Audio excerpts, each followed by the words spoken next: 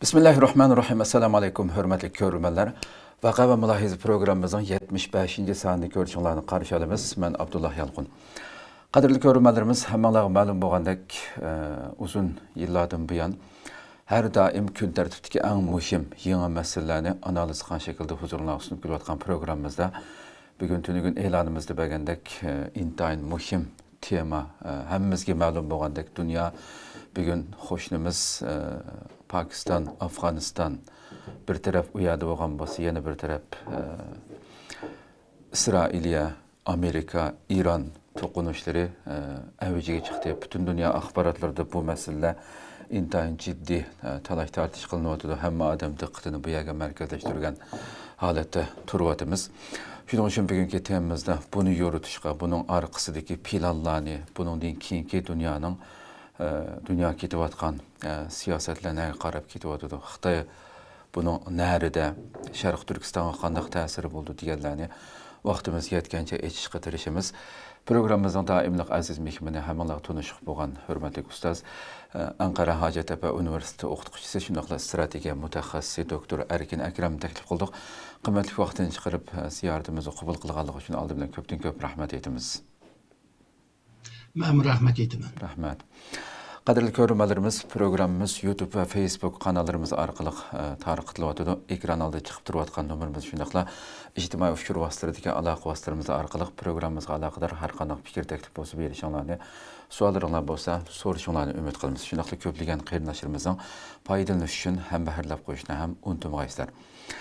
Undaqda bivasitə vaxtını çiң tutuş üçün əlbəttə her qıtım programını başlayımız, axırlaşdırıb boğuşca özümüz hazırlayan, gün tərtibdə toxutuluşumuz gerek boğan nurgun məsələlərini vaxtımız yetmey axırlaşdırıb ketivatımız bivasitə başlayıb gəlsək.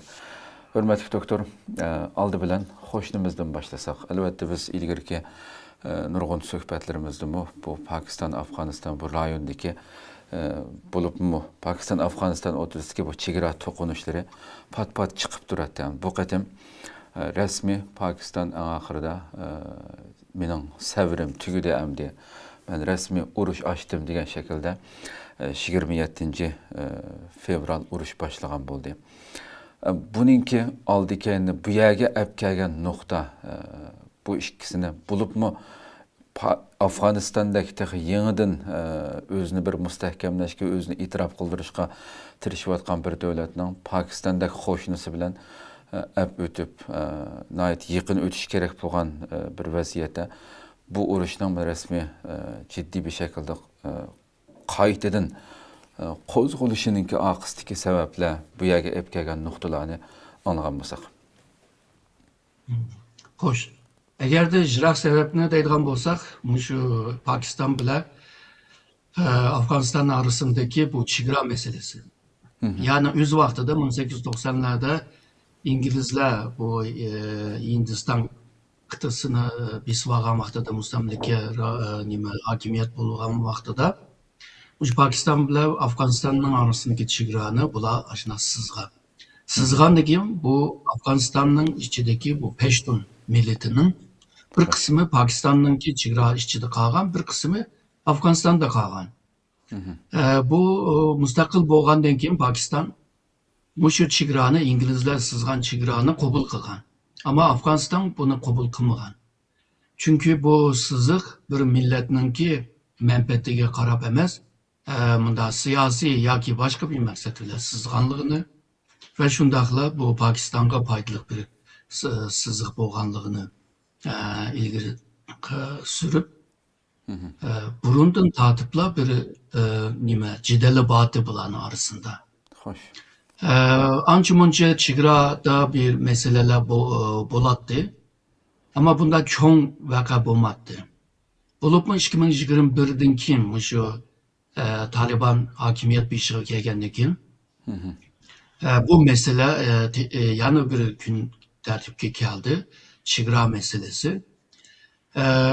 Ve devam kılıvadı. O hazır mı şu buluvatkan mesele mi şu. Orta vadelik bir sebepini deydiğen bolsa bu Taliban meselesi. Hemimiz bilimiz bu Afganistan'ın Sovyetler şikalıdan ki Pakistan'da bu Talibanlarını yetiştirişe tırıştı.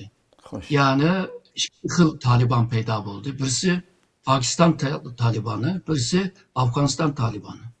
Afganistan Talibanı hem de şu Sovyetlerge karşı, ki Amerika'ya karşı diyendek bu Afganistan'da bu mücahitliğine kıldı. Ama Pakistan'da yetişken bu Talibanlar hazırki hakimiyetinin İslamik bolmaganlığını, şununla bunun yerine başka bir İslamik bir hakimiyet kuruluş gerek bolganlığını ilgili sürüp şu Pakistan hakimiyetini aldırmakçı bular. 2021'de o Taliban, Afganistan Talibanlar ya o iktidarga yani hakimiyet bir şey kelgendiki Pakistan'da turamıgan yoki tutuluşunu aldı da bolgan Taliban yani Pakistan Talibanlar şu Afganistan'daki çigra rayonlarga yerleşken. Ama bular bazen şu Pakistan'daki içinde bazı şehirlerde işte bomba koyuşunu, bomba patlatışını hatta camilerge bulup Şii camilerge bomba koyuşunu kılıp geldi. Hem de bu da ikinci ayda şu Pakistan'daki paytaxtda bunda bir bomba patlaşını kıldı. Hem de paytaxtda bunda bir bomba patlaş bir devlet hakimiyet bulup bunu kabul kılamaydı hem de. Şununla bu Taliban hükümetiye bizim işletti. Taliban hükümeti onda bir mesele yok. Biz bunda teröristlerine bizdeki çigra'nın içinde kütmedik. Pakistan şunda bu çigra'nın palancı yerlerde bularınki bazıları var. Pakistan Taliban'ın bazıları var. Onda tini varsan bomaydı o değil. Yalnız şunda kılıp Pakistan'ın ki bazı yerlerde bomba patlagan ki Pakistan şu Afganistan'ın çigra işçideki şu Pakistan Talibanlarının ki yerleşken yerlerge hücum kılışkı başladı. Bu hücumga karşı bular hemisi ikinci ayda buluvatkan işler. Afganistan mı bu çigradaki Pakistan ermisi gibi hücum kıldı. Şununla bu iş çoğayıp gitti hem de. Şu 26. yıllardan keyin bu işler çoğayıp gitti. Burun çeklik bir hücum kılışını çeklik uruş degenine sözlep kelivatkandı hazır toluk can kılış degenge aylandı. Yani manda degen çağda canını uçukla ilan kıldı. Burun çeklik uruş degen gep o intikamını alalısa bir neçe Pakistan Talibanlarını öldürelisiyle bol diye de oylaydı hem de. Oylagan. Hazır hem de bu canının ki toluk degen vaktada ken kölemlik, uzun müddetlik bir canlı kırış degen gep. Pakistan'ın ki nişanında yalğızla Pakistan nime Talibanlar emas, şundakla şu Daeshçinin ki bazı grupları mı var, ulağıma karşı hücum kılıvatkanlığını bir körüvatımız. Hem de Pakistan'ın ki hava ermisi güçlük, yani Pakistan'da, Afganistan kargançada. Ermi tüzümü şu mümtizam ceddindeydiğen bolsa, yani Pakistan, Afganistan'dan güçlü. Şununla Afganistan tayak yiyişten başka bir şey kılamayvadı. Fakat Afganistan'ın tarafı da partizanlık uruşu cedde bu tecrübe ve kabiliyetleri var.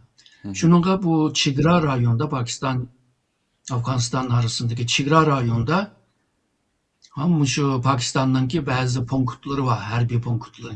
Ulanı urup selip nim kılalavatı dem de askerlerini öldürelavatı. Bunu intikamını alımızda Pakistan yanı urudu. Şununla bugünküce bu can hazırgıca devam kılıvatıdı. arlab yana bir-birisiga urib qilyotdi. Ya'ni yig'ib kelgan chaqda tarixiy meseleler bor, bu chegara meselesi, etnik meseleler bor. Ondan keyin bu geopolitik meselesi bor. Mesele qilganda, mana yaqinqi yillarda Afg'oniston Hindiston bilan yaqinlashdi.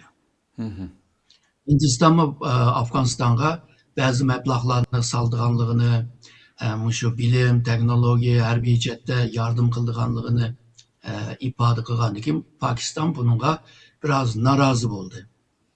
Chunki bu Hindiston sharqda, Afg'oniston g'arbda Pokistonga hujum qilgan taqdirda shu Pokistonning manfaatiga chiqindigan gapimdi. Uningga rozi bo'lmagan. Shuningga bu Afg'oniston hukumatiga bir dars berish, bütün shu voqealardan keyin dars berish Pokiston hukumatiningki bo'libmi harbiy sahalardagi bir qarori bo'lgan bo'lsa kerak. Xo'sh. Xo'sh. Haqiqatan nihoyatda murakkab bir vaziyat bo'lyapti deganingizdek. So'zlab o'tganingizdek, ta 2001dan boshlab qilsaqmi Amerika Afg'onistonni urgan vaqtidami aslida Pokiston hozirgi Taliban hokimiyatidami Pokiston ko'rinishda Amerika tarafda turgandek, Amerikani qo'llagandek qilgan orqa jihatdan Talibanlarni qo'llab, keyin 2021-yil hokimiyatga kelgandan keyin bularni dunyoda qo'llashga erishtirish uchun bir harakat qilgan bir xuddi sirtqi ko'rinishda degan xuddi Afg'oniston Pokistonga xiyonat qilayotgandek. Ham uning ustiga hech bir jihatdan selishtirgan vaqtida kuch jihatdan Pokiston bilan tenglasha oladigan bir vaziyatda bo'lmay turib, bundaq bir harakatga Pokistonga hujum qilishi va Hindistonning oxirida so'zlab o'tganingizdek Hindistonningki munosabati yaqinlashib, xudoda mesela Pokiston deyotib, sen Hindiston uchun urushyapsandir biz bilan deb. Ba'zi bayonotlar qarasangiz, Hindistonningki qo'l cho'moqchisi bo'lib urushyapti biz bilan degandek. Hindiston bo'lsa Afg'onistonning bu Hindistonmi shuningga Afg'onistonning yanida turib Pokistonni tanqid qilyapti. Shu. Xitoydek o'ttirida turib urushchilarni ayirib qo'yay degandek bir pozitsiyada emas hamda. Ya'ni Afg'onistonning tarafini tutyapti. Bunda bir paytda Pokiston tabiiy bir ahvolda bu ishning orqasida shu Hindiston kuchga yetyapti degan bir tushunchani paydo qildi. Bunda bir paytda Xitoy bu ishga aralashib lozimdi, chunki Xitoy xeyli yildan bu yana shu bo'libmi shu yangi Afg'oniston hukumati qurilgandan keyin Pokiston, Afg'oniston, Xitoy deb uch taraflik yig'in qilib kelgan. Bu yig'inda hamda shu masalalarni hal qilishdi. Xo'sh. Shu ikki davlat orasidagi jidalni. Ammo hozirgacha buning bir natija olmadi hamda. Xitoy ham Afg'onistonga hamda Pokistonga yaqin bo'lgan taqdirdami bu masalaga kelgan chaqda yolg'izlar jim turinglar, urushmanglar, so'qishmanglar degandek gaplarni deb qo'yib qarab o'tiryotdi. Demak, ya Xitoyningki kuchi yetmayotdi bu ishga, yoki bular urushsin, bir-birini yesin deyotgan bo'lsa kerak. Faqat bunda bu ish agarda jiddiylashib ketsa, Hindiston aralashsa Xitoyga foydasi yo'q hamda. Xo'sh. Ana Afg'oniston hukumati Hindiston bilan agarda shu strategiya hamkorlik munosabatlarini qurib, munosabatlar yaqinlashib ketsa, Xitoyga mas'ul. Shunga Xitoyningki bu ikkisini ayirib qo'yishda kuchi yetmaydigan o'xshaydi degan bir ma'no chiqadi tabii. Xo'sh. Endi doktor Mishad endi bu qatim Pokistonning rasmiy ilgari mana chiqatim ogohlantirib ushaq hujum qilgandi. Bu rasmiy urush boshlab aytishig'imi bu yerda Xitoyningki jiddiy Pokistonga besimi bor. Chunki Xitoyning injenerlari Pokistondagi selayotgan har xil mablag'larga u yoq bu yoqdan shu Talibanlar Afg'onistondan kelgan bu Talibanlar hujum qilganligi uchun bu yerga Pokistonga jiddiy besim qildi. Ya buni qo'g'daysan, tozlaysan bu terrorchilarni, ya bo'lmasa men mablag'larimni tatib chiqib ketaman degandek. Bu tarafdan Pokistonga ig'ir besim bo'lganligi uchun bu shaklda qilyapti degan fikr bilan yana bir tarafdan Hindistonning Afg'onistonni qo'llashi, Hindiston bu yerda Pakistandagi Xitoy-Pokiston koridorini palachalg'a keltirish. Chunki Xitoy bilan Pokiston yaqin bu koridor ishi bo'lgandan keyin deb bu o'tirib qo'yilayotgan bu ikkisini biroz ochgan bo'lsak mush masalani. Bu koridor bu Xitoyningki mushu yangi İpek yo'li bo'libmi, dengiz yo'li İpek yo'liga sağan eng cho'ng mablag'ning biri hamdi. Shu. Hozirgacha shu 60 milliard dollar shu mablag' sağan gaplarni qilyotdi. Burun eng boshda shu 40 necha milliard dollar. Hamda bu yo'l hamda Pokistonga foydali bir yo'l hamda. Xitoyga foydali bo'ladi. Va Sharq Turkistonning dengizga eng yiroq bo'lgan bir Sharq Turkiston rayoni dengizga chiqa oladigan bir yo'l bu o'xshashlar. Faqat bu yo'lning to'van taraflarida Baluji nima rayoni bor. Xo'sh. Yani bir ülke. Bular hem de uzun yıldan beri Pakistan'dan kurtulumuz, müstakil olumuz deb kelayotgan. Her özgürlüklerde bular oturgu çıkıdı. Bastırılgandaki biraz jim bo'lib qilib turib qoladi. Ama bular müstakil talablarını hozirgacha to'xtatmadi. Bu balujilarmi mushu Xitoyninki mushu yo'li balujilarni sömürmek için, Baluji rayonunki boyligini ilish uchun, balujilarni ajizlashtirish uchun, ta'sirsiz holga kelish uchun Xitoy bu ishni qilyotdi deydigan bir ko'z qarash bor. Shuningga Xitoyga qarshi Uyg'urlarni, ya'ni mustaqil talab qilgan Uyg'urlarni balujilar ba'zanda talab qo'llab qilayotganlarni ko'ramiz. O'xshashlar bu Pokiston Hindiston Afganistan'daki bu daişçilerimi şu Afganistan'daki Xitaylarga hücum kılgan çağdama yani şu Xitay Şarkı Türkistan'da şuna bir zulüm kılıvatkaşka, Müslümanlarga zulüm kılıvatkaşka biz karşı çıkıvatımız deydigan şunda bir mürekkep meselesi var. Yani bu daişçi deyimiz, El-Kaide acizli değil mi de? Ondan kim bu Baluji deyimiz, Şarkı Türkistan meselesi deyimiz. Şu Cenubi Asya'da bir-birisiga kirishib ketgan bir meseleге aylanıvatıdı. Şununla bazı meselelerini hal kılıman dese, bu Uygur meselesini oylaşmasa bo'lmaydigan bir halga keldi. Pakistan üçün şunda, Afganistan üçün şunda. Ama bu meselelerini kayırıp koyup eğer de meselelerini hal kılıman dese, Daişçi meselesini ya da Baluji meselesini hal kılışımı kıyın to'xtaydigan bir ahvolga aylanyapti. Ya'ni Uyg'urlarni bir mesele bo'lib, bularning orasiga kirib qolgan bir ahvolda. Xo'sh. Shuningga bu Xitoy bu yo'lini mustahkam qurib, buningki xavfsizligini qo'g'dash uchun texmi ko'p mablag' selishga majbur qiladi.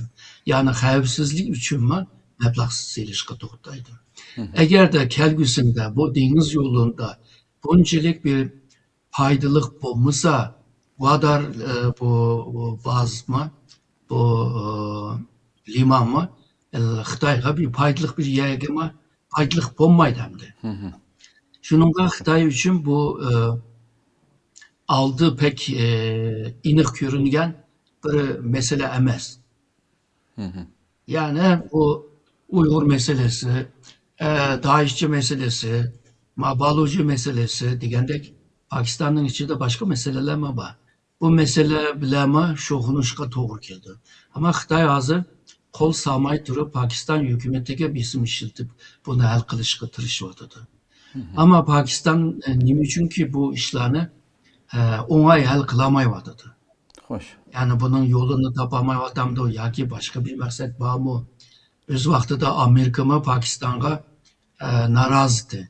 Yani bu Taliban'a karşı, yani Afganistan'daki Taliban karşı, El-Kaide karşı birlikte hareket kılattık, sizler 200'lük oynavasılar deb tanqid qilgan ahvollar bordi. Misalga Bin Ladenni shu Pokistonda yashayotganini bilib turib, Amerikaga demaganligi degandek ashuna nurg'un masalalar bor. Shuni balki Pokistonning ishchimi bir qancha Pokiston bo'lishi mumkin. Ya'ni birla Pokiston emas, bir qancha Pokiston. Agarda ahvol mushu bo'lsa, hozirgi degan masalalarni hal qilolmaydi deb o'ylayman. Ya'ni bir jihatda shu masalalar bo'g'ashqa Xitoy Pokistonga texmi ehtiyoj, texmi muhtoj tuyuldi hamda. Shuning Pokiston buni ko'zir qilib o'ynashga tirishyapti. Uni yaxshi bilmaymiz. Uni aniq bir ma'lumotimiz yo'q. Ya'ni bu yerda bir analiz qilyapmiz. Araz qilyapmiz. Shuningga bu murakkablikda bu Janubiy Osiyodagi bu to'qnashuvlarni qisqa va'dada, ya'ni qisqa vaqtning ichida hal qilishi biroz qiyin. Ham Xitoy hal qilishi qiyin, Hindiston hal qilishi qiyin, Pokiston hal qilishi qiyin, Afg'oniston texmi qiyin. Bu yerga aralashmagan ba'zi Janubiy Osiyo kichik davlatlar va Hindistonning chegaralarında, misal Bengal var, Nepal var, onlar bu işlerle pek aralashqani yo'q. Shuning haqiqatan sanılan devletler arasında eğer de yaxshi kelishib tinchlikni barpo qilmasa, bu mesele devam qiladi. Yani bugün belki tinchlik kelishimga imzo qilishi mumkin. Dohaga berib yoki boshqa bir davlatda Saudiya Arabistonda bu tinchlik kelishimga imzo qilish mumkin, ama bu imzolashish asan sunib ketadigan, asan chiqilib ketadigan, asan buzilib ketadigan bir kelishim bo'ladi. Bu nayda aniq bayaman degan masalalardan tufayli. Shunga vaqtincha balki jimib qilish mumkin, ama kelgusida bir vaqtlarda yana patlab chiqadi deb o'ylayman. Xo'sh. Xo'sh.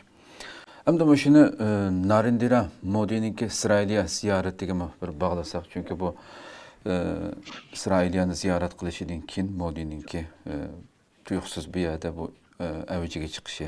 Bu qitimqi Modi'ninki İsrailya ziyoratidami eng muhim maqsadlarining biri İsrailyaning shu IMEC, ya'ni Hindiston, O'rta Sharq, Yevropa iqtisod koridori. Ya'ni Xitoyning bir balvoq bir yo'l planiga raqobat sifatida o'tirg'a chiqqan bu koridorni bu qatam Modi İsrailga kelib buni qaytadan 15 turdim 16 kelishim imzolabdi, boshqa nurg'un kelishimlar bor ekan.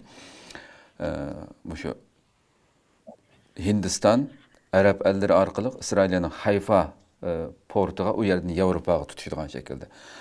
Plan Xitoyninki nimasini bir balvoq bir yo'l planiga raqobat sifatida o'tirg'a chiqilgan.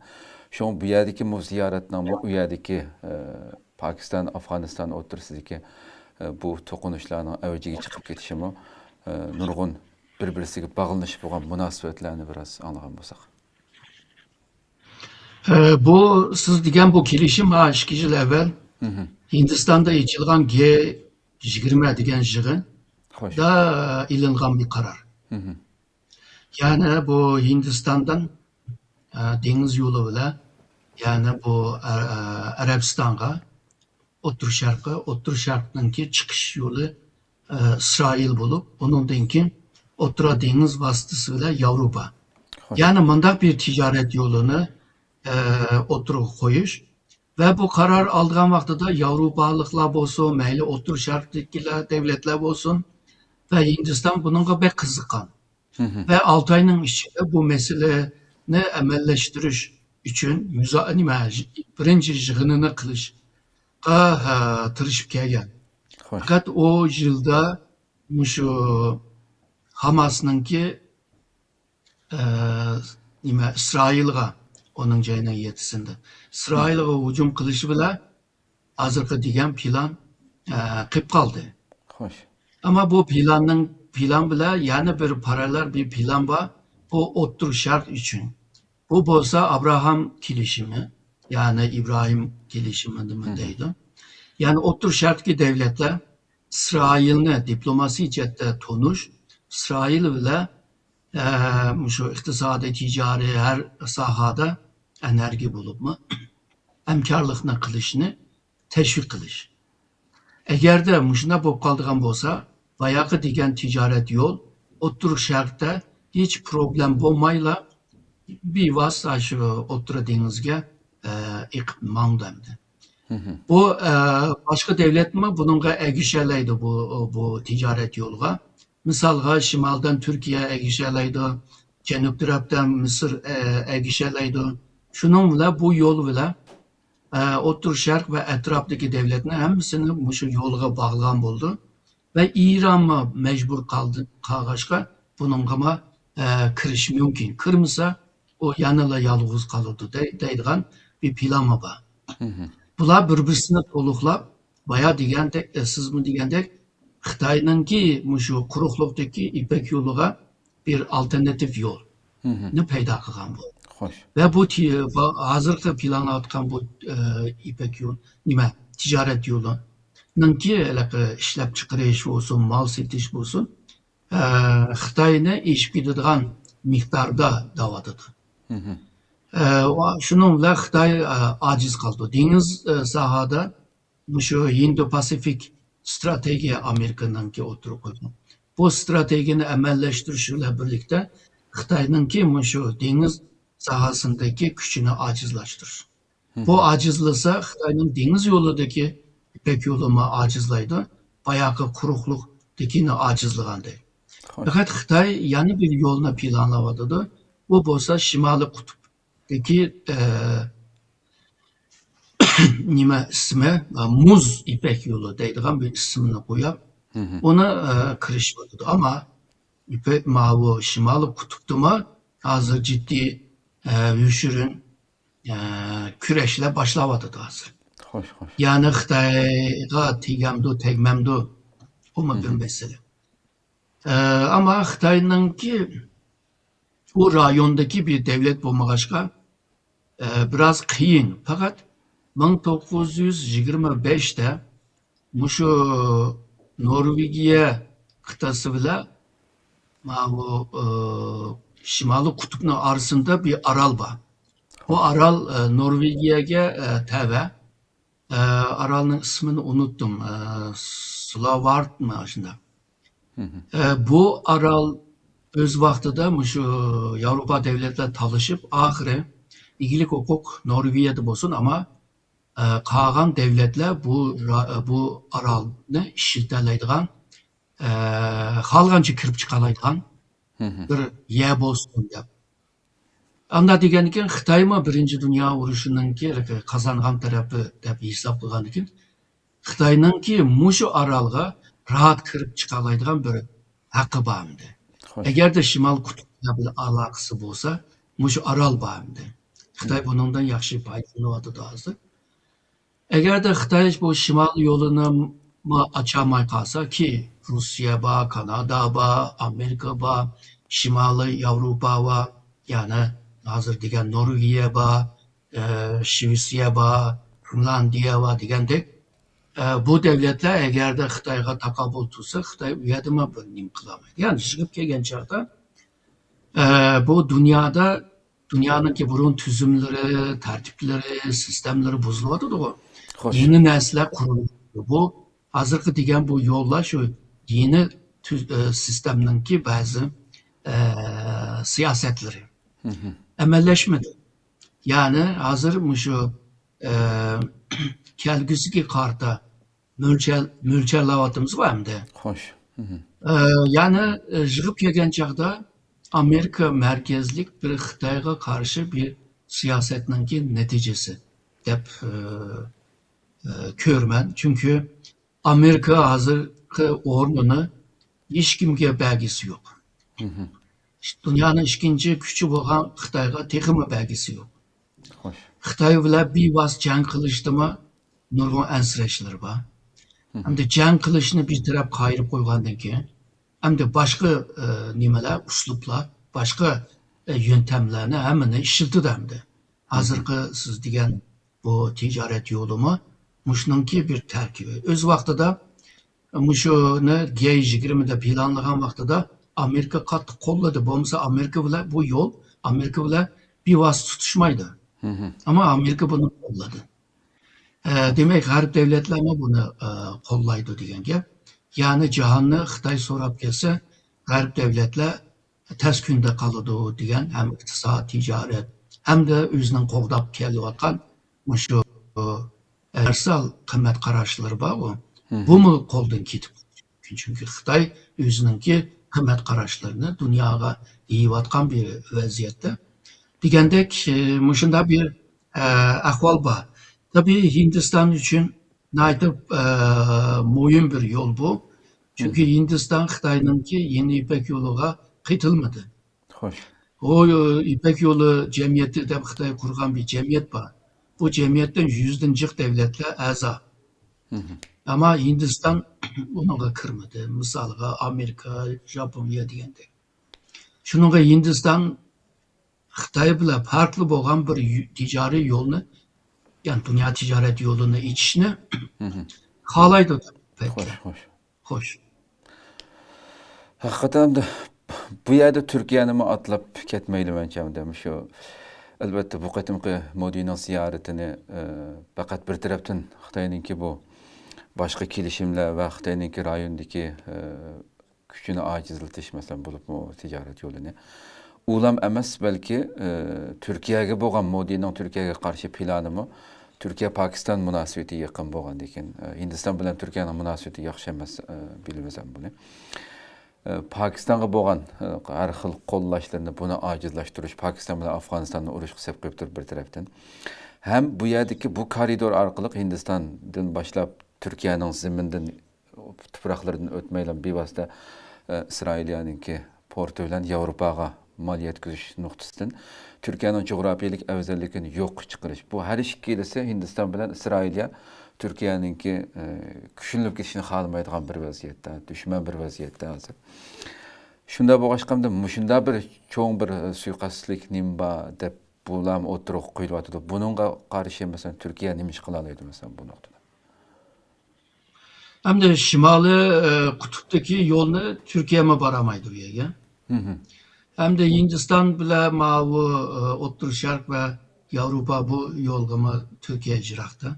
Şunun Türkiye Xitayninki İpek yolu projesini qo'llab kelyapti. Xo'sh. Hem de Türkiye o'zining Xitayninki shu İpek yolu stratejiyada o'rni nihoyatda muhim deb ko'rdi Türkiye o'zini. Şuningda Xitoydanmi jiq mablag' silish lozim deb o'ylaydi. Misolga deyli 2021'de Xitoy shu İran'a nurg'un shu 20-30 milyar dolar mablag' silish kelishimini qildi. Bayağı dedi Pakistan'a en başta şu 40 neçe milyar 45 milyar dolar mablag' saldı. Türkiye mi aşna o'ylaydi hamda. Men bu Xitoyninki İpek yolu stratejisida nayt muhim bir yerda bir o'rinda ilvassam nimishki manga mablag' salmaydi deb o'ylashib kelgan. Shuni 2015'te Xitoyninki qurgan o İpek yolu cemiyetiga a'zo bo'lib kirdi.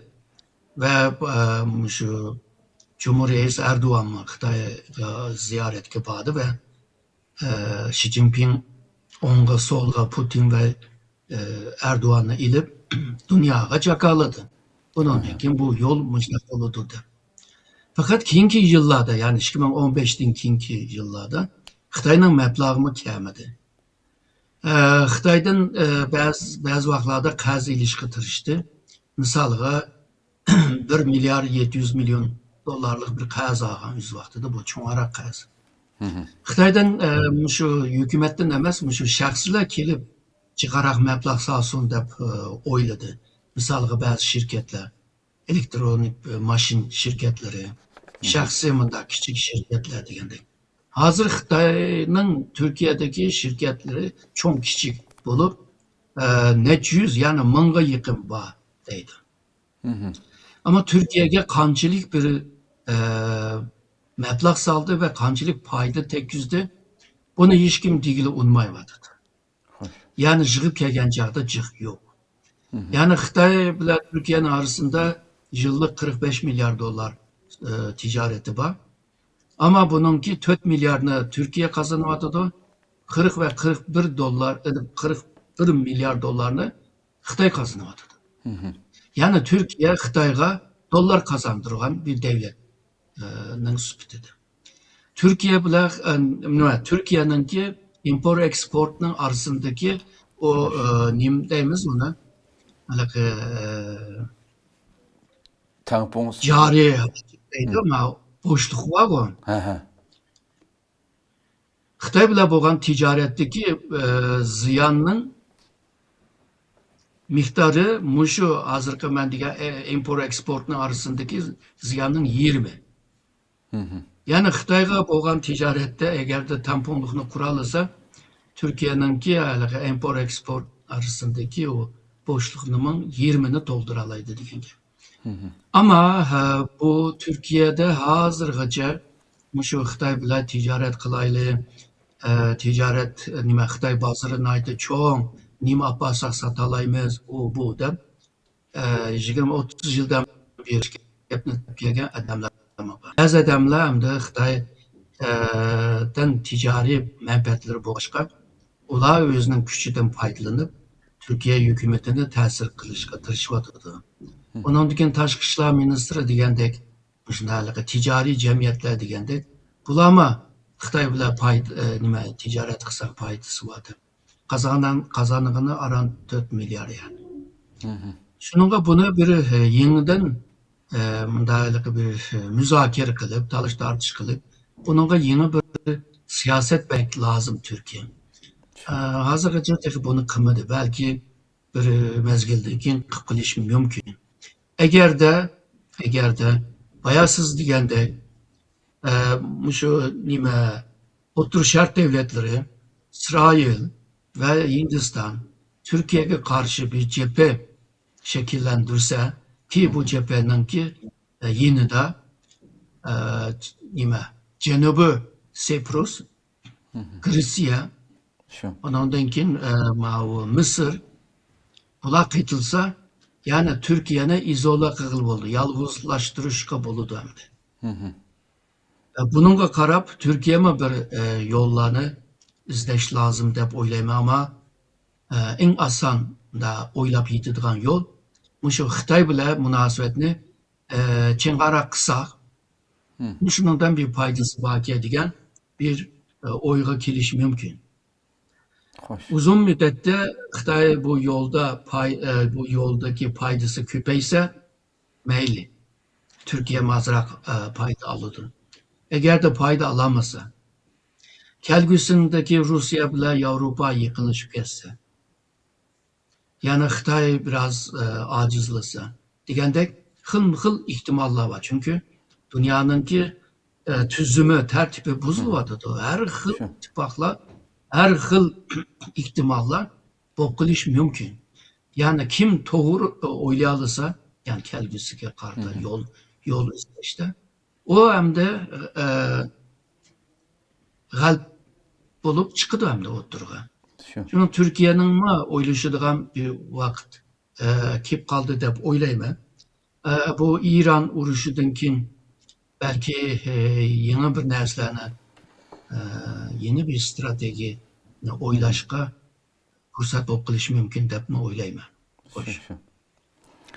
Hakikaten siyasetinin qanchalik rahimsizligini ko'rib yetyapmiz. Yillardan buyon qarindoshim deb yurgan ikki qarindosh urush qilib qo'yib, boshqa kuchlarning qanday planlarini tuzayotganligi, bu shaxmat taxtasining ustida qanchalik razil o'yinlarning planlanayotganligini qaragan sari inson haqiqatan o'ylanmay qolmaydi hamda. Hamda Iranga qaytib kelsak, bugun 3-cü günü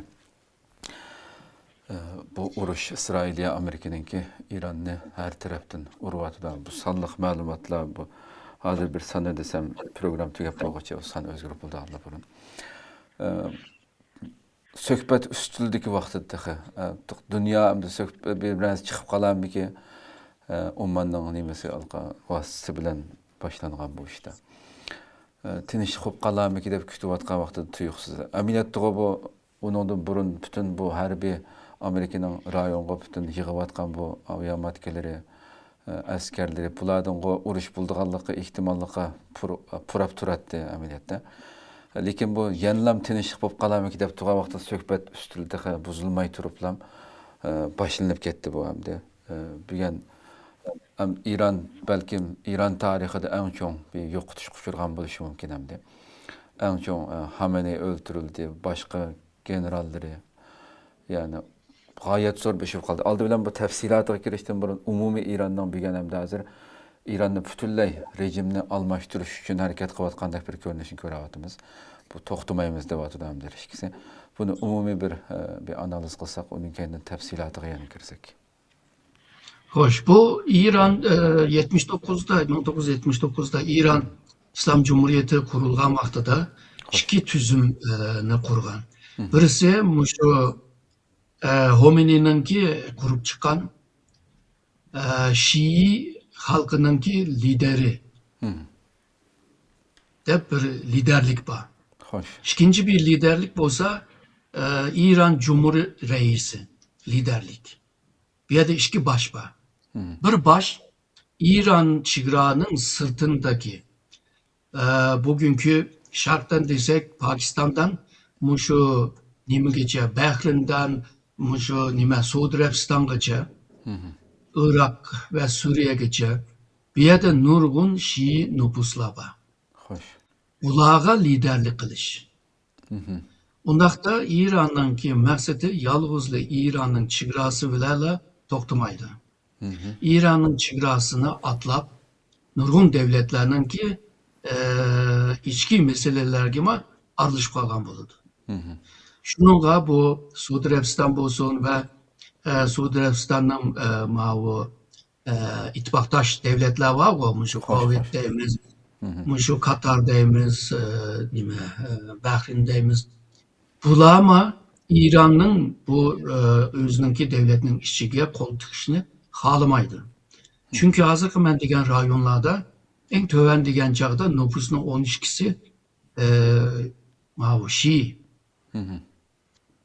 Yani bu yana kozgan dursa o devletlerge cık ziyan bir alaydı. Irak'ta mı şunda %60 Şii. Şununla Irak'ta İran'ınki tesiri pek çoğunlandı. Suriye'de hem de bular biraz az hem de şu Alevilerle birlikte Şiiler bir %20'ye bağmaydı hem de. Şunda turuqluq, misalға Esad hakimiyeti bular Alevi ama Şii'ye yakın. Şununla İran'a mı yakın? Misalға Lübnan'da mı Şiilerini şu kozgandırıp koşun terbiyelep bu yerde bir Hizbullah'ını nim kıldı. Teşkil kıldı. Harbi gücü. Bunu nimede mi Yemen'de mi bunu kıldı? Husilerini. Bu teşkil kıldı ama bunlar Sunni. Yani demek ki yalğızla Şii şu sahası emez, Sunni sahasında mı bu gücünü yartış ve tikleşke tırışkanlığını görüyoruz. Bu bolsa bazı Sunni devletler, Sunni Müslüman devletler ve Garip devletlerini mi rahatsız kılıvatıdı. Çünkü bunun kolu pek çoğun, pek jiraklığa uztuvatıdı değil mi de? İyilivatıdı. Ve bununki kollavatkan bazı küçük koşunlar Avrupa devletlerinin ki menfaatleri çıkınıp turuvatıdı. Çoğarak olan bolsa misalga Hizbullah deyimiz, Husi deyimiz. Şununla bu İran'ı bir taraf kımıgıca Garplıkla tinç bulamaydı. Yani menfaatlige başka. Bu meselenin biri. İkincisi İran şu Cumhuriyeti, İslam Cumhuriyeti kurulgandan biri İsrail'in küçük şeytan da köre ve bu küçük şeytanı yok atmasak Müslümanlar tinç bulmaydı, rahat bulmaydı, huzur kemeydi de. Ve siyasetin merkezini eşeğe merkezleşti. Ve İslam dünyasında, Müslüman dünyasında çağırıştıma şu İsrail'ini merkezge epturup kılgaçka onu kollaydıgan devletleme şu Endonezya'dan Malezya'gacha İran'ı kollaydıgan gruplar var.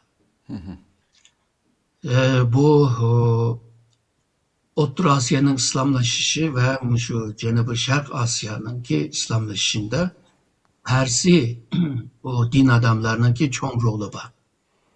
Şununla misalga Uygurlarına esas alsak Uygurlardaki dini terimler, dini hukumlar yani köpü nime Persçe. Yani İran tılında. Bu öz vaqtida shundaq bo'lgan bir ahvol. Shuningga buningki bir İsrailga qarshi bir chaqirish ta'sir kuchi bor. Yani chaqirish kuchi deymizmi? Bu Amerikani rahatsız qiladi. Çünkü Amerika'mı İsrailning xavfsizligini qo'g'dash jihatda ba'zi yeziqliq, ba'zi so'zda bergan guvohnomalar bor. Xo'sh. Shuningga bu İran'a karşı, İsrail'e karşı çıkanlar Amerika'ya karşı çıktı degan bir mesele var. Bundan başka şu 79'da birimiz İran'da İslam inkılabı yaşandı. Kona hakimiyet yıkıldı gitti, yeni hakimiyet kuruldu. Ve yeni hakimiyetle Amerika'nın münasebeti bozuldu. Ve İranlıklar Amerika konsuluna bastı. Ve nurgun Amerika şu diplomatlarını kolgu düşürüp ulanı tümünü solap kıldı. Amerika onundaki netçe planlap aşılarını kutkuzumuzda netçe operasyonla kıldı. Bu operasyonun hiçbirisi kutukluk vermedi. Yani Amerika bunda bir işine hal kılamadı yani. Şununla bu İran hakimiyeti hazırca devam kılıyordu. Bu İran hakimiyetini bir taraf kımsak bombaydı deydiğen bir göz karaş var. Gerçi hazır Amerika'da demokratlar bu şu Trump'ını tanqid qilish için İran'a nima deb borsa, nima deb meclisde ruxsat olmaysa degandek tanqidlarni qilgan bo'lsa, aslında cumhuriyetçiler ve demokratlar aslında İran'a karşı. Xo'sh. Bununla ergişip hem de İran'da bu yadro kural, onundan ki bu neçe min kilometre jiraklıklarga uralaydigan roketler var, yani başkuralaydigan roketler var. Bulup mu kim şu aylarının içinde Fettah 2 deydigan bir raketni icat kıldı. Bu avazdımı tız ve şundakla bu düşmanın radasında asanla görünmeydiğen, bilinmeydiğen hem tız hem görünmese öyle urduğun nişanına dikimi asan uralaydı. Bulup mu bundak raketler bilsiler başkuruş için 3 basqışı var. Birisi raketnin ki ot yenip asmanga uçurduğun vaxtıda buna tanışaş. İkincisi asmanga malum bir igizlikке çıkıp olgandan keyin bunu aşı nişan tarafga qartıp mangzuş için yani bir tanışaş lazım. En mühim tanışaş ve en kıyın tanışaş aşı nişanga naq tekkizip uruşunu tanışaydigan teknik var. Hazır bu İran bununla mı ilgi bolgan gap. Ama bu meselenin kıyın tarafı şu Sunni Emra taraftan yardım kılış lazım. Elektronik taraftan yardım kılış lazım. Hazırki Sunni akıl taraftan mı yardım kılış lazım. Eğer de Amerika şu hazırki ben degen sistemini buzub etken bolsa hazırki raket mi uramaydigan bir halıga kep kalıdı hem de. Xo'sh. Şununla bu İran hem yadro kural hem bu nime kurallara yani raket kurallara ilgi buluşu bu mu nime İsrail'ini tehdit kılıdı degende bir göz karashını peyda kılırdı. Yani jığıp kelgen çağda şu sebeplerine hamını jığıp kelgen çağda Amerika ve İsrail şu İran'ı bir hakimiyetine bir özgertmişse bu İsrail düşmanlığı ve Amerika düşmanlığı boğan bu rejimine, bu hakimiyetine özgertmişse bombaydı ki degen yerge al kaçan kip boğan. Ama hazır bu fırsat, hazırki ahvalını fırsat deb kögeçke İran'ı aslında çuvitiş emas yani. Aşı Amerika'ya mı dost bolmasın mı Amerika düşman bolmasın çünkü Amerika'nın çoğun şeytan deb iniqlaydı, İsrail'in küçük şeytandaydı. Hatta bula Cumhur Reis seviyede mi bu gaplarını iniq diyalaydı İsrailliklarını dünyada yoktu deyli İsrail degen devletini xaritadan o'chirib deylik Deyli. degan. Bu haligi G'arb Amerika markazli boshchiligidagi g'arbliklarninki ansirashini yaratdi. Shuningga hozir mana Eronga urib solgandan keyin Xitoy bilan shu nima Rossiya biraz tanqid qilgan bo'ldi. Qolgan davlatlar yo jim bo'lib oldi yoki o'ttirdi turib. O'ttirdi turganini bilmaymiz hamda qo'llidimi qo'llamidimi. O'ttirdi turib bir gaplarni qilib qoldi. O'tgan tuni kunlarda shu Janubiy Siprusninki, Angliyaninki bazig'ima hujum qilgan gap Eron. Xo'sh. Qilgandan keyin Angliya qo'pib, endi biz Amerikaning tarafida turib, Amerikaga yordam qilamiz deb. Bundan avval biz Amerikaga yordam qilmaymiz degan. Va bizning ba'zilarini ishlatkizmaymiz deb degan. Hozir va o'zgardi. Angliya o'zgarsa bugun Fransiya va Germaniya ham o'zgardi. Ya'ni bu Trumpni qo'llaydigan davlatlar birdan ko'payyapti. Ya'ni bundaq bo'lgan chaqda Eronga foydasi bek bo'lmaydi. Ammo men boshqa bir narsani demoqchi, ya'ni G'arb dunyosi Erondek bir davlatni xohlamaydi ekan. Mesela Shu. Xo'sh. Ya'ni bayonotlardan masalan shu Xameneyning o'ldirilishini ham Eron xalqi uchun yangi bir sahifa ochilishi mumkin deb yumshoq gap qoldirma shunday gap qo'yadi mesela Yevropa Ittifoqininki raislaridan tatib. Hamda biz hamda ilgirimi hamda Eronninki shu nurg'un generallardan sit eng cho'ng diniy doisi bu qatim o'ldirilgan bo'ldi hamda. Bu inqilob muhofazachilari degan 100 minglarcha soni va masalan bular hamda hozir atrofdagi urush boshlangandan tortib bugungi kungacha mayli Isroil Tel Avivga bo'lsin va atrofdagi Amerika bazalariga butunlay hujum qilyapti hamda boshildi hamda. Bu qachongacha davom qilishi mumkin. Oldi bilan shu albatta bu u atrofdagi arab davlatlarining ichidagi ba'zilar ham ziyonga uchirmadi. Masalan, Arab Birlashma Xalifaligi bo'lsin, bu puhraviy o'rinlarga bomba tegdi. Masalan, ko'ryapmiz bu narsalarni. Endi buningga Eronninki qachongacha qaytarma hujum qila oladiganini deyishdan burun, endi mushunda bir Eronning bu qatimqi hujumdan keyin shu Ali Xameneyning yendimi Isroiliyaninki josuslar bor degan narsadan bilgan dunyo deyishyapti hamda. Chunki shu aniq turayotgan joyiga bombardimon qilib yo'qotdi bu qatim masalan. Ilgirki ujuqtirilgan butun rahbarlarning hammasi bir Mossadning josuslari yoki CIA'ning josuslari u ma'lumotni yetkazmasa unda bo'lishi mumkin emas deb. Yani Eronning eng yuqori qatlamlarining ichigacha kirib ketgan bir josuslarni allıburun o'rlashtirib bo'lgan bir vaziyatni ko'ryapmiz. Shunda bir qadimiy bir davlat andoq mandoq deb so'zlanayotgan bir davlat mushu darajada ojizlik o'ringa tushib bo'lgan mamdi bamdi doktoram. Buni so'zlagash andekin qanday qaytarma hujum berishi mumkin hamda Eronning bu inqilob muhofazachilari va Eron hamda. Bu josuslik masalasiga kelganda bu Mossadning adamiga degan vaqtida o adamlar, o casuslar hammasi İsrail yoki Yahudi emas. İran. Xo'sh. Yani İranlıqning ichida bunday adamlarni kim xil sabab bilan setib olgan hamda. Shunga Amerikaning CIA tashkilotininki bir muhim bir so'zi bor. Har insonning bir bahosi bor deydi. Xo'sh. Yani bir adamni har xil uslub bilan setib olg'ili bo'ldi deydi. Degandek casuslarni topalaydi. Ondan keyin İran degan vaqtida biz İran'ı bir bütün deb ko'ramiz. Yani bir homojen bir cemiyet deb ko'ramiz.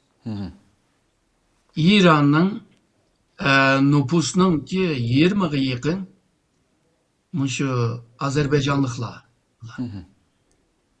Ondan keyin İran'ning ki şimal tarafı,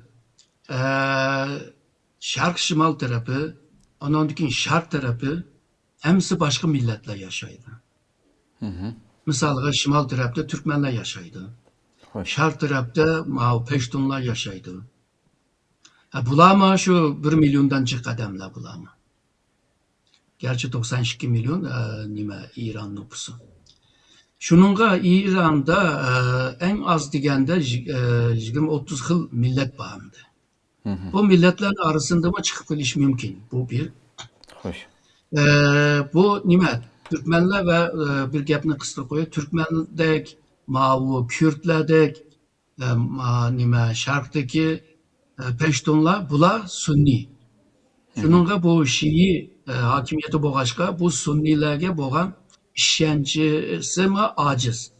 Shuningga bir masala chiqib qolsa, hamman berib ularni urib selib, solaydiganni solab, o'ltirdiganni o'ltirib qilib keldi İrancha.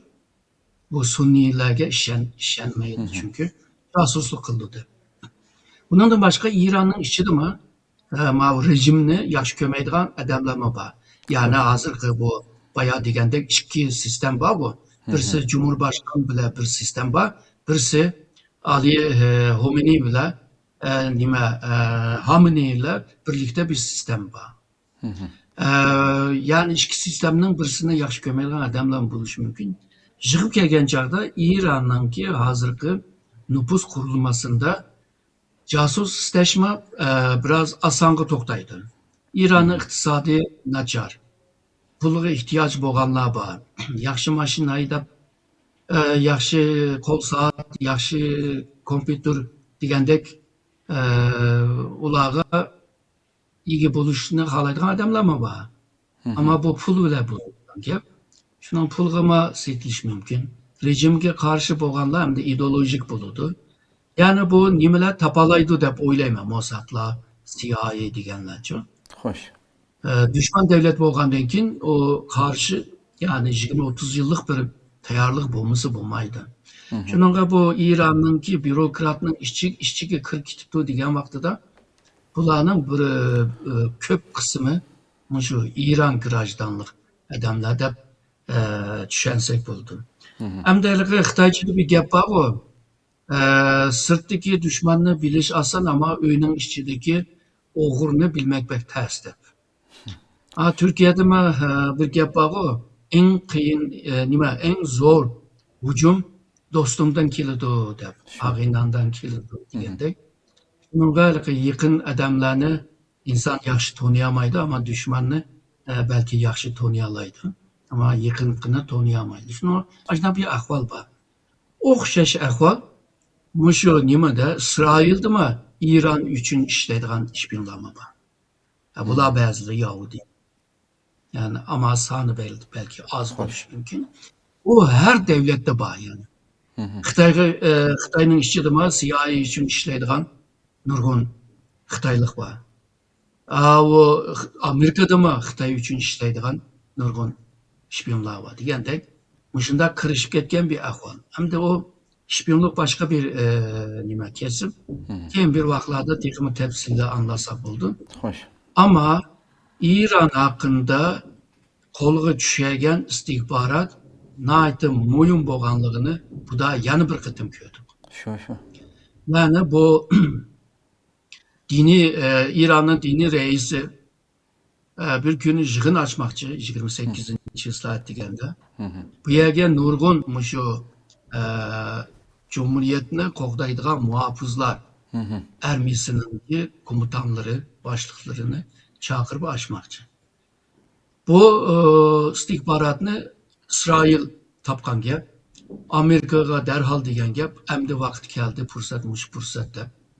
Shuningga u ashulaqa bir g'o'yla, kang bir g'o'yla ashada yig'in qilayotgan vaqtida 30 bombani birlikda u yerga bir markazga tashlagan gap. Bu bombani tashlash uchun aeroplan uchish lazım. Çünkü aeroplan bilan yetkazib bordi o bombani. Bu aeroplanni bilamidimi kelayotgan vaqtida? Ki bu aeroplanlar pek egiz uchdi, to'g'ri. Bu 30 bomba bir merkezge tushgan holda sen bularni bilamidimi? Ve Amerika bütün harbiy kuchini mushu İran'ningki janubi va g'arb tarafga yig'ayotgan vaqtida bir jang qilishning tayyorligini qilayotgan vaqtida hamda bu jang bir haftadan ko'p davom qiladi, balki uzrib ketadi deb kelayotgan vaqtida ki bu gapni jangdan degan gaplar bular. Bizning ajdodimizning bir gapi bor-ku, qilichni qilibdan chiqargandan keyin kesish lozim deb. Xo'sh. Bo'lmasa qilibdan chiqamaysan. Amerika qilichini qilibdan chiqardi. Yani bu her askerlarni yig'ish seni qo'rqitishla emas. Bunca nima ziyon, yani masraf, yani pul tashlab, bunca ilg'or qurollarni bu yerga ekilish, bunca ilg'or shunda nima hujum parxutlarni alayda bu yerga ekilib qilish, bunun bir ishi var. Bunda bo'lgan chog'da İranlıklarma bununla dikkat qilish lozimdi.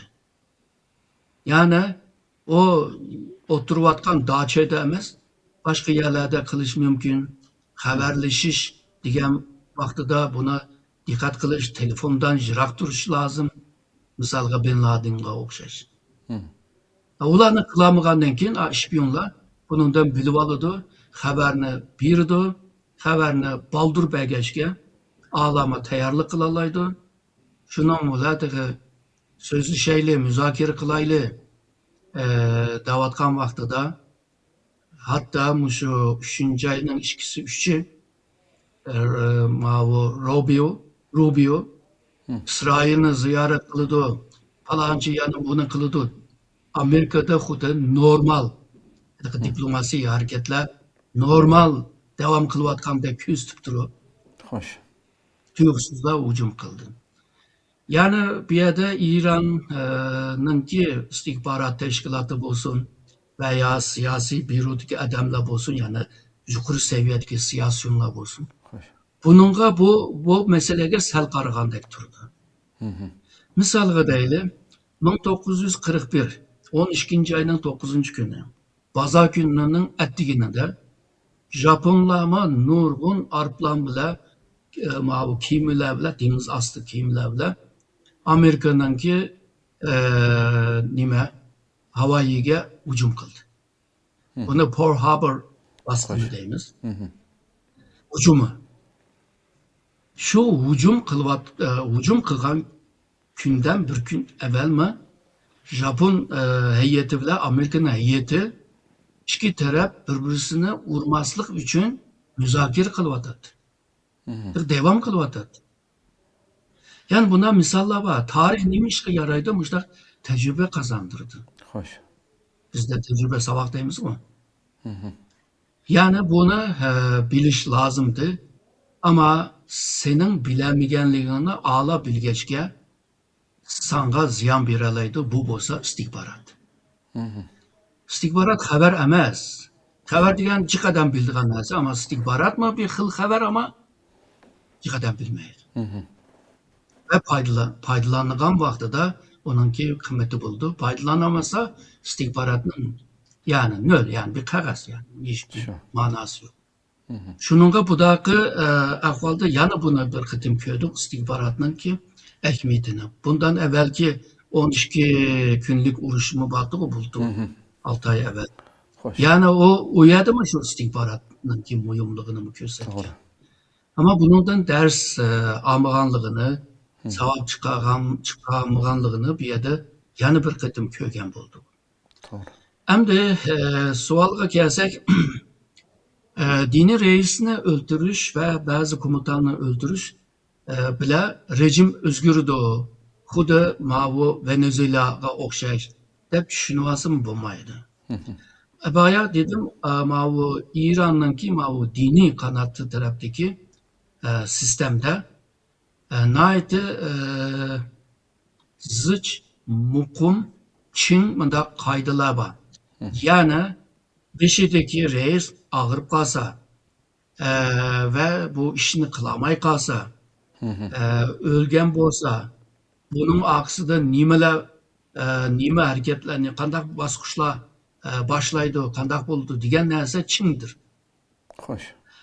Birileri isyan kımısa, müştak mağındı. Yani o Ali Homini'ni yoktu ettin ama belki Muhammed degan bir adam bilan chiqish mumkin.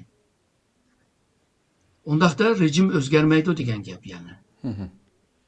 Cumhur reisini o'ltirayotgan bo'lsang, yana bir cumhur reisini saylaydi endi. Xo'sh. Manda bir ahvol bor. Endi isyon chiqmagan taqdirda. Bu ahvol Xitoyga o'xshaydi. Bugun Xi Jinpingni suiqasd qilib o'ltirsa, Wang Jinping degan birisi chiqishi mumkin. Çünkü parti devlet bu. Avu dini devlet. Yani din bile boshqarayotgan devlet. Lekin Avu Trumpning parti so'zlari bile bu yerda. Trump masalan bu kimni degan buningdan keyin Iranning rahbarini men saylayman degan gaplari bor. Masalan, shu qatimqi tunugungi gapidimi?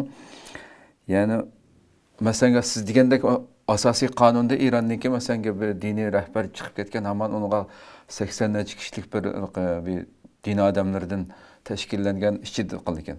Hozir masalan analizda deyotdi. Buning ichida mesela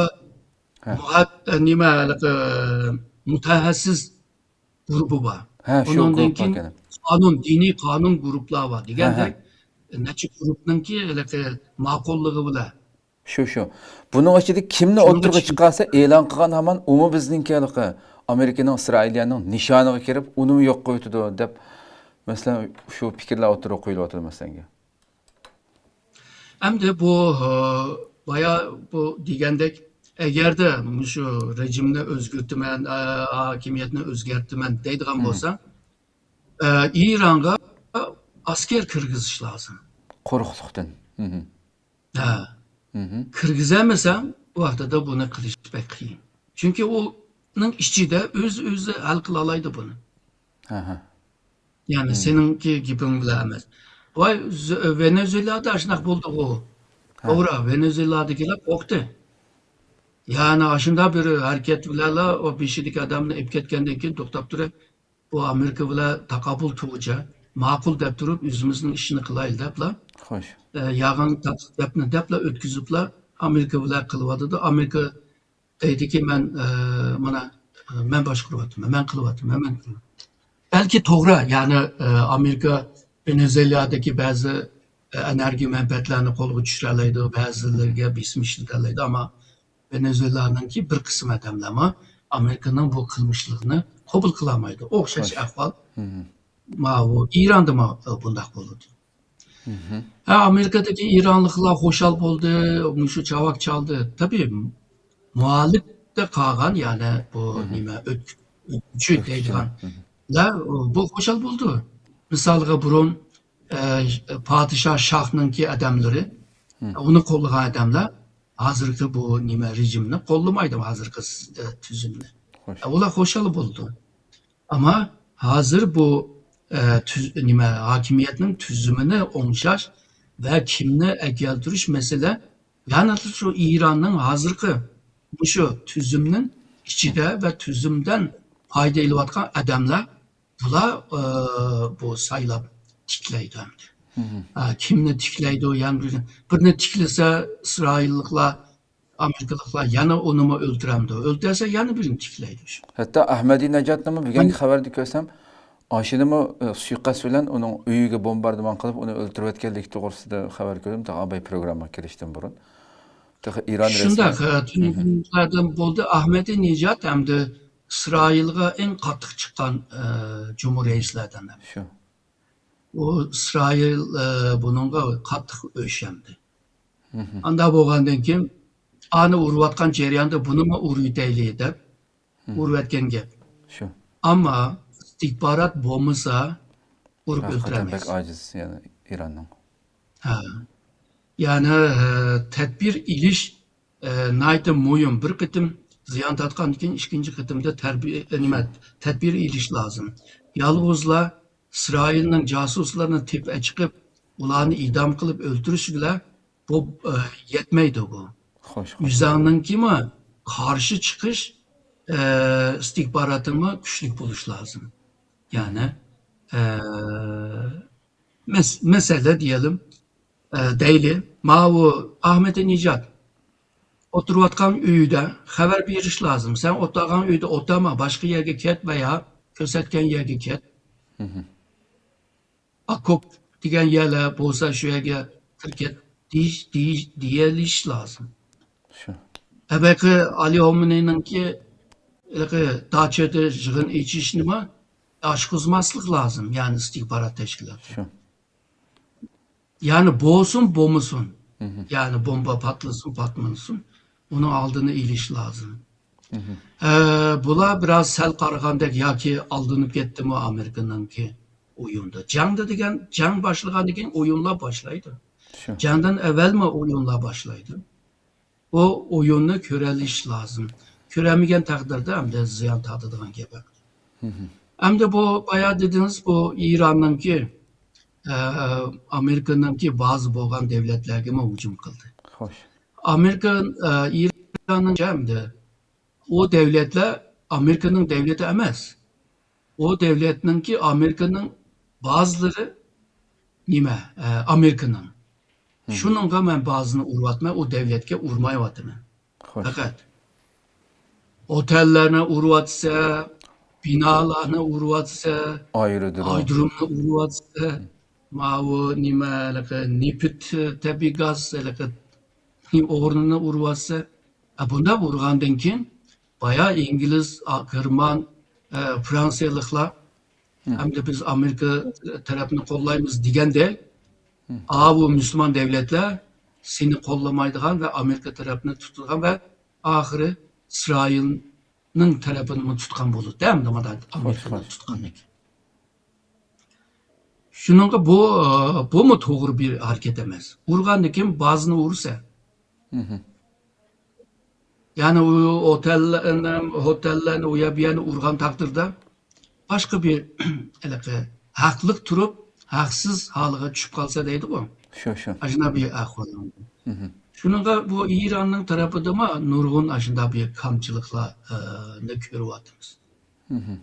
Bunda bir peyde Xitay bile Rusya nimene İran'ı kovdap kılış lazımdı. Hoş. Ve kılamadı. Demek ki ya Amerika'dan korkudu ya ki İran bir dersini alsın deyiş mümkün. Diyen buluş mümkün. Çünkü İran mı öz vaxtida oturuşakta Rusya'nınki oturuşar siyaseti bile tətür işlerini qıp жүрgenini bilimiz. Bayağı degendek 2001'de Xitay İran arasında məxfi bir kilişim kıldı. Kilişimnin mezmunu məxfi idi. İran Amerika'ga popos kılmen dep meni akımda Xitay var dep bu kilişimni paş qıp koydu. Hoş. Paş qılgandan keyin Amerika Xitay'nınki İran ile münasebeti boğan şirketlerin hepsini cezaladı. Xitay bundan rahatsız. Yani bazı işlerini doğru kılamagan çağda bunun gibi bedeli bulundu. Şu. Bu Müslüman dünyasını yenine alalışın lazımdı. Çünkü her Müslüman bu ahvalına köygen çağda biraz köngü biraz İran tarafki tatıdı. Hoş. Ama İran'ınki kılgan bazı bu işleri o Müslümanların bazılarını mı soğutup koyduğun gibi. Şununla Pakistan'dan başka bazı yerler var mı bilmem. Şiiler bir Amerika konsolluğa bir taş etti bir kaltak bile vurup çıkıp kıldı. Başka yerdeki Şiiler kozalmadı. Bu mu bir oylap yitidiğen bir mesele? Yani bu 6 ay evvel 13 gün uruşudu mu oxşaş ahvalla boğan. Eşeden ders iliş ve onu terakka kıldırış lazımdı o düşünce fikirlerini. Şu. Çünkü can degen vaxtıda yalvuzlar senin kuralın, benim kuralım bile uruş emez. Can ahırda yani şu siyasetke bağlandı. Hoş. Yani siyasetin bir kararı bile can başlaydı. Canın kararını siyasyonla birdi, canın yüzüne generallar başkurdu. Hoş. Yani bu işinin arkasında da siyaset var. Yani siyaset oyunu bile ipten canını bulmaydı. Yani sizinki o sualga kileyle yani devamlı uruşalamdı ve takabul turalamdı diyen. Bu Xitayninki Sun Tzu uruş sanatı degan bir kitap var, Sun Tzu bin ifade ediyor. Bu kitapta bir söz var. Deydi, her nima jangga mangan chaqda, her bir aldığı bir çamdam destigan vaqtida, xazinadagi pul irib mang deganda. Hoş. O nim demek deganda, jang mushu iqtisod bilan munosabatli. Yani iqtisod agarda buni qo'llab yardım qila olsa uzun müddet, o zaman jangmi uzun devam qiladi. İran'ın Ona hozirgi ihtimal yok. iqtisodini hammamiz bilamiz, unchalik bo'lmaganligini bilamiz. Şu. Bombalar atgandan keyin o bomba tekrar ishlab chiqarish uchun pulga ehtiyoj bor. Pul yetmasa bombani yani ishlab chiqarishmi qiyin bo'ldi. Agar sening ishlab chiqarish fabrikani, bomba saqlagan yerlarni ve bomba atadigan asboblarning bo'linadigan yerlarni bilib olsa, u yerlarni har kun urib qilib kelsa, u vaqtida sen taqabul turishing biroz qiyin bo'ladi. Şu.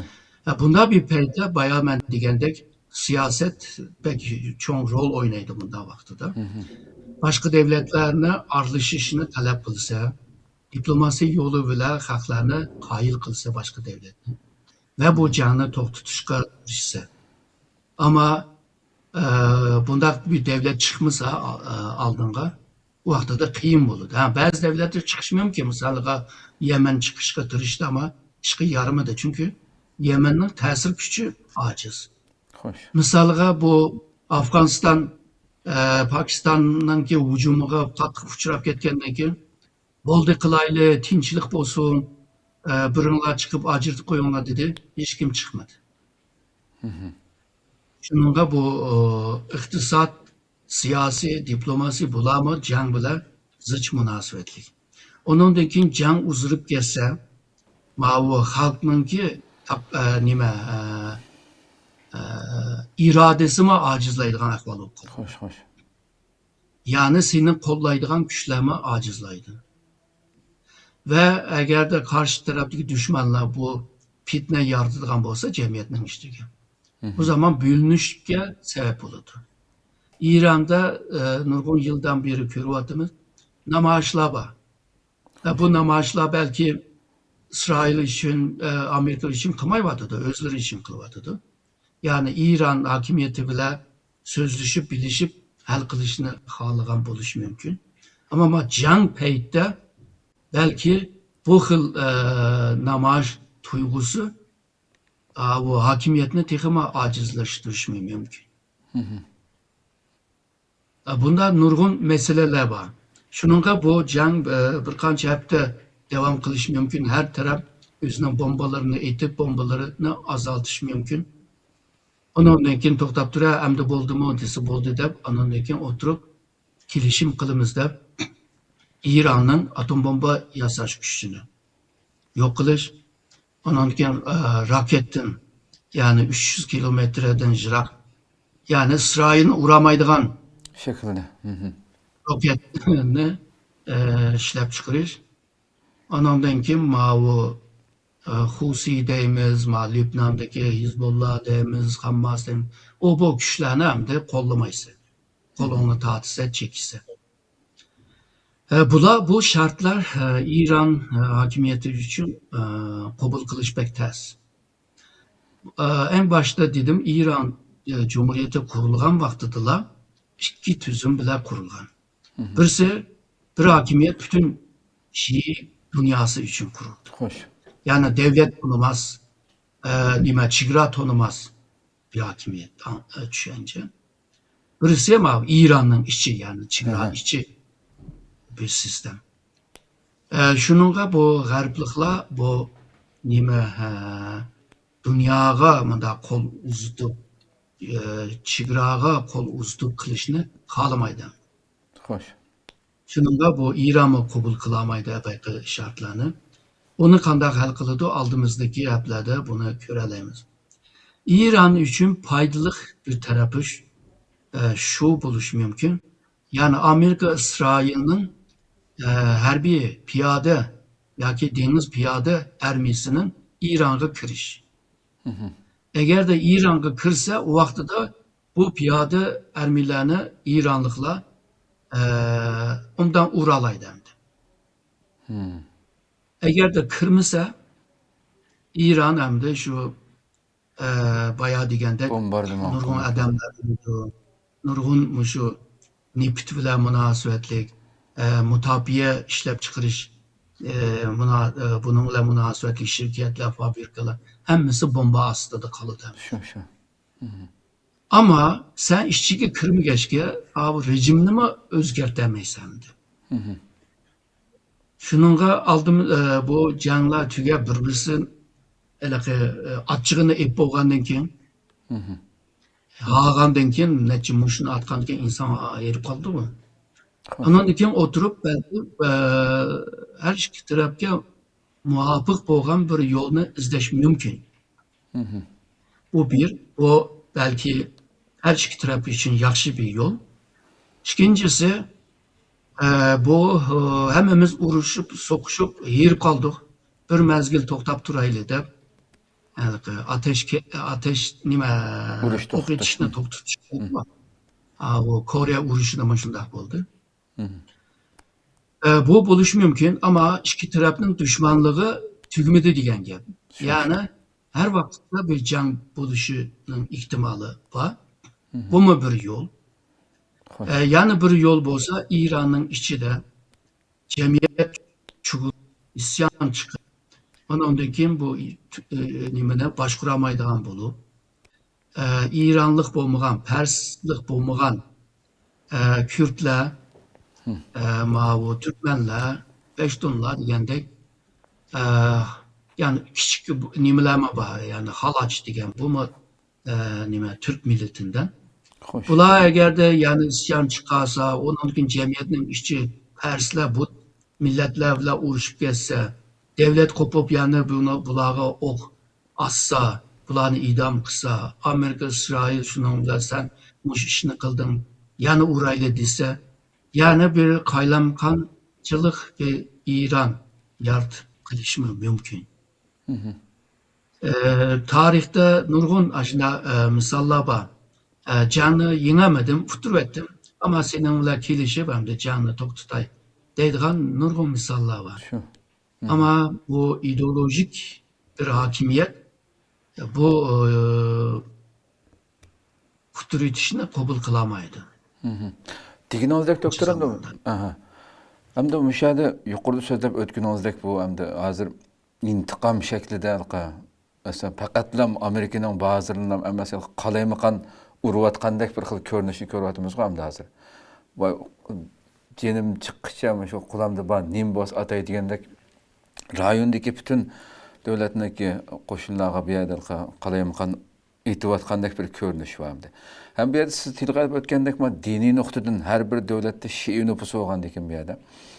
Hem diniy rahbari o'ldirildi. Buni kelgustirmasam ba'zi fikrlarga qarasak bu urush faqatlam bu biz ko'rayotgan İran masalasi ham emas. Butun O'rta Sharqning xaritasi yangidan sezilishning birinchi qadam bosqichi. Buning bilan tugamaydi. Xaritlar yangidan sezilmoqchi.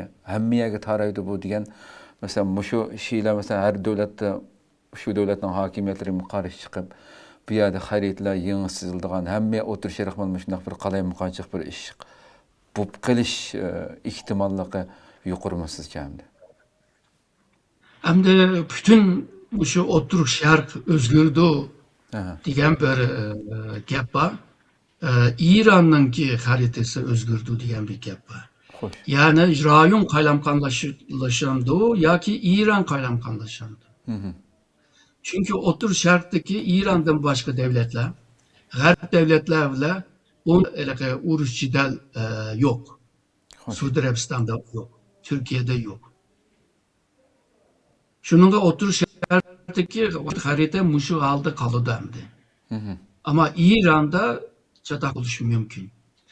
Rejimine özgertemegenden keyin devletine çukuş, yani haritana özgertiş. İhtimali var bununki. Ama Amerika kılmamdı o tekimi kıyım bir iş. Yani özünü urup, özünü yep, özünü yoktup, açta kısa İsrail, Amerika için faydalı hamdı. Aşu yerge iştirip ekiliş. Şu. Hazır bu Amerika bolsun, Garp dünyasında bolsun, deydi bu uruş ahir birip muşu bütün ottur şerk ne elege tinçsiz halıga ekip koydu. Hı hı. Uruşçugal halıga ekip koydu. Şununla Amerika muşunda ahvaldan korkudu degan gap bekcik sözlendi ve yazıldı. Bu cihanda her görüngen narsa aşı nek özü emas Şu. bo'lishi mumkin. Yani bazı sözlerini sanga deyilgen, seni yetekleş için deyilgen gap bo'lishi mumkin.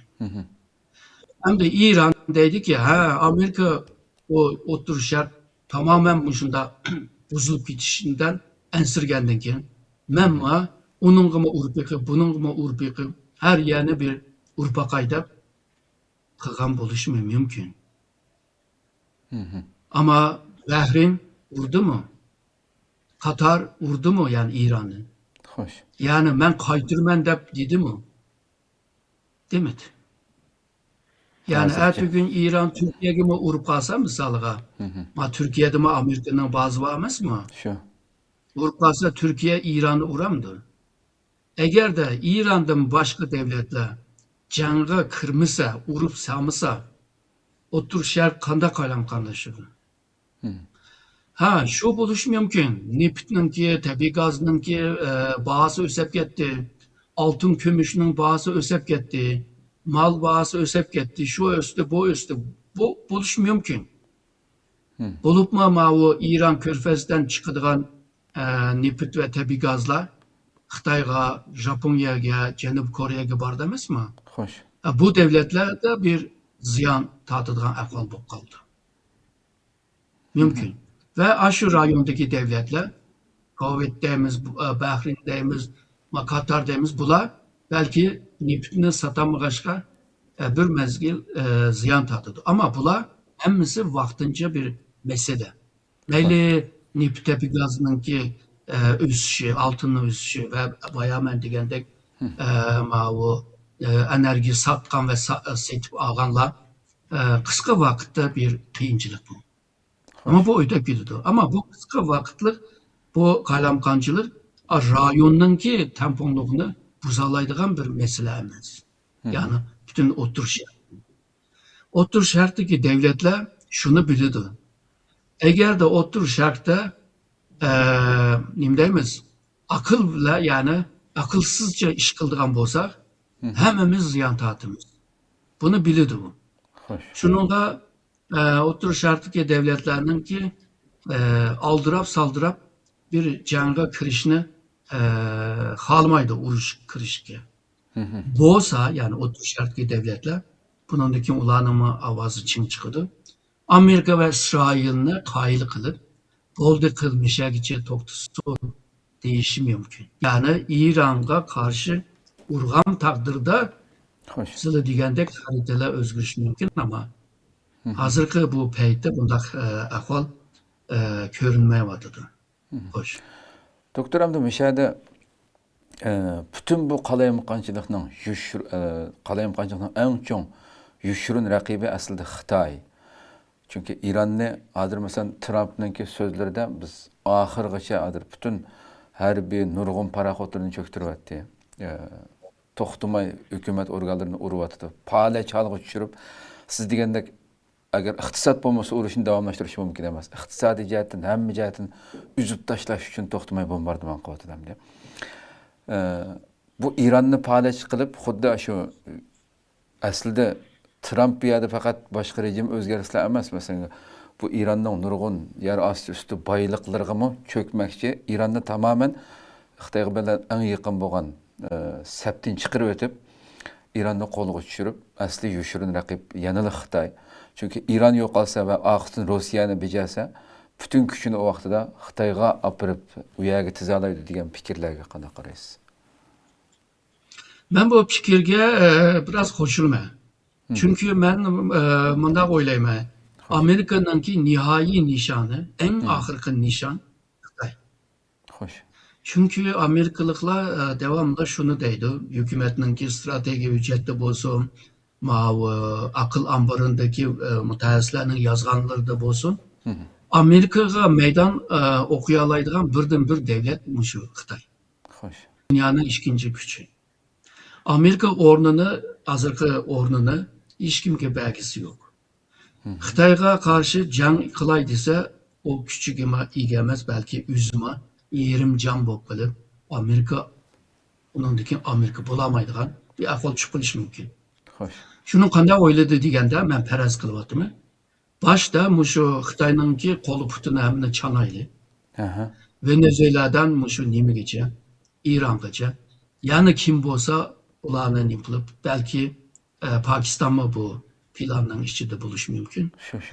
Yani Pakistan'ı bölütüş. Şu. Çünkü teyya bir hal var Nime'de Pakistan'da. Aha. Perez kılvatımı rasmışla bulduğu emes yani hata düşünüş bu pamusun.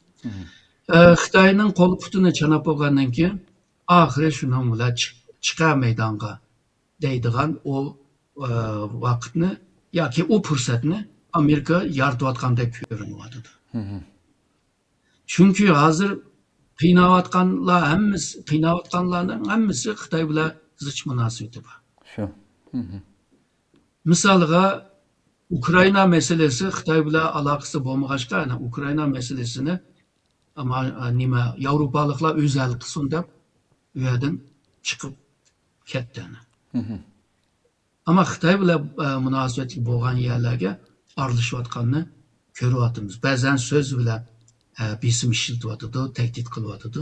Ba'zan biz ko'rgan harakatlar bilan qilyotdi. Bu 97 yılında Amerika'nın ataqlıq bir jeopolitik mutahassisi var. Yani Brzezinski deydigan adam. Onun bir kitap, 97'de yazgan bir kitabı var. Çoğun Yavrasya şahmat taxtısı deydigan. Xoş. Bu yerda muhim bir aniqlash bor. Amerikani ertugün qiyin ahvol tushirib qoldigan bir ahvol bo'lsa, ya'ni bir qo'shin bo'lsa, Rus, Xitoy, İran 3 bulunluq bir hamkorlik. Bular agarda zich hamkorlikqa kirsa, Amerika bularni yengish pek qiyin bo'ldi deb nurg'un sabablarni ko'rsatdi. Shuningga bu 3 bulunluqning bir tarafi Rusiyani yeniga tortib baqdi. Yaqinlashib baqdi. Birinchi bu Trumpning birinchi qitim hokimiyat beshig'i kelgan chaqda shuni qildi. Hozirgi ahvol qaragan chaqda bo'lmadi bu. Onun qaragan chaqda bu İranni bir taraf qilib o'tayli boshda. 3 bulunni bir bulunni tushirib o'tayli. Şu. İki taraf qalsın, yani 2 bulun qalsın.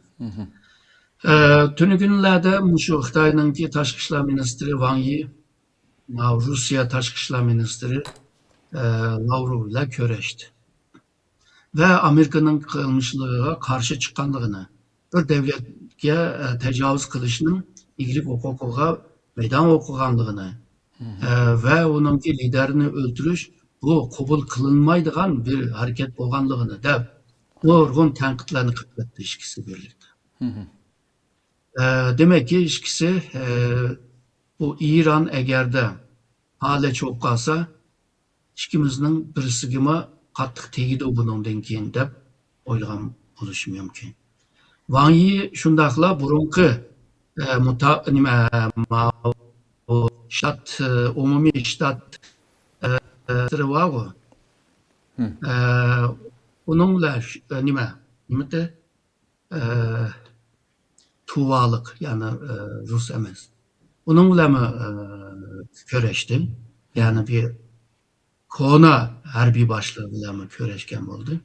Demek ki harbiylik bilan münasebet bir narsalar bor, xavfsizlik bilan münasebet. Belki İrandan keyin ikkimizning birisiga qartilsa, biz qanday hamkorlik qilamiz degan bir nima deymiz? Oldi bilan so'zlashib deydigan bir gap bor. Meselenin aniq konkret emas, boshda so'zlashib kelishib deganni qilishga boshlagan o'xshaydi deb o'ylayman. Shuningga siz degan o ko'z qarashlarga biraz qabul qilmamdi. Ama bu uzun müddetlik bir mesele. Yani aldığımızdaki yıllarda bağan sırı hem de iniqlashidi deb o'ylayman. Ya andaq, ya mandaq. Xo'sh. Shu. To'g'ri deysiz, haqiqatan. Inshaalloh bir ish qilib nima deymiz hamda dunyo ajoyib bir ketyotidi, murakkab bir shaklda. Oxirida hamda g'arbning bir hamda shu bir nazariyasi bor hamda dushman cho'qim bir rayonda bir dushman tangpongliq yaratish uchun bir dushman yaratish kerak deb. İran'da mesela biz yıllardan beri bütün Arap devletlerine şu Amerika'nın setyapatgan bütün qurolları san-sanoqsiz. Hammasiga İran'ның ta'siri, İran orqali qo'rqitib turib bularni satadi hamda. Hozir İranni qaraganda İsroil bilan birlashib turib tamamen yo'q qilib etib, agarda bu bundaq bir xavf, shu sunniy dunyosiga, islom dunyosiga bundaq xavfni yo'qitib etsa, bundan keyin bu rayonda ularni qo'rqitadigan bir kuchni qanday bir yangi bir kuch maydonga kelishi mumkin. Amerikaning dunyoga sata oladigan, o'ttirib qo'ya oladigan bir degan fikrlarmi ko'plab tilga ilinadi. Masalan, siz buni qanday qaraysiz? O bo'lsa İsrail. İsrail bu janglar bu nurg'un janglar bo'lgan Hamas qarshi, Hizbullah qarshi, atugün Husilarga qarshi Amerika ve İsrail birlikte hareket qilish mumkin. Yani bu yerda İsrailni tehdit qila oladigan, ihtimal tehdit qila oladigan kuchlarni bir taraf qilib, yani bu rayonda birinchi kuchni shu İsrail qilish. Ve qolgan Müslüman devletler hamda Amerikaga qarash uchun boshda İsrailga qarash to'g'ri keldi. Ama bunu qabul qilolmaydigan devletler bo'lishi mumkin. Misalga hozir Misr, İsrail yaqin, ertugün belki emas bo'ldi. Türkiye. Aciz tushib qolgan İran. Xo'sh. Bular belki şu İsrailninki o'tirish shartidagi kuchiga taqabul turish uchun bular o'z ichida belki bir ittifoq qurishi mumkin. Yani tamponlash uchun İsrailning kuchini. Şunun bilan yeni bir o'tirish shartda bir siz degan o tampon kuchlar shakllangan bo'ldi.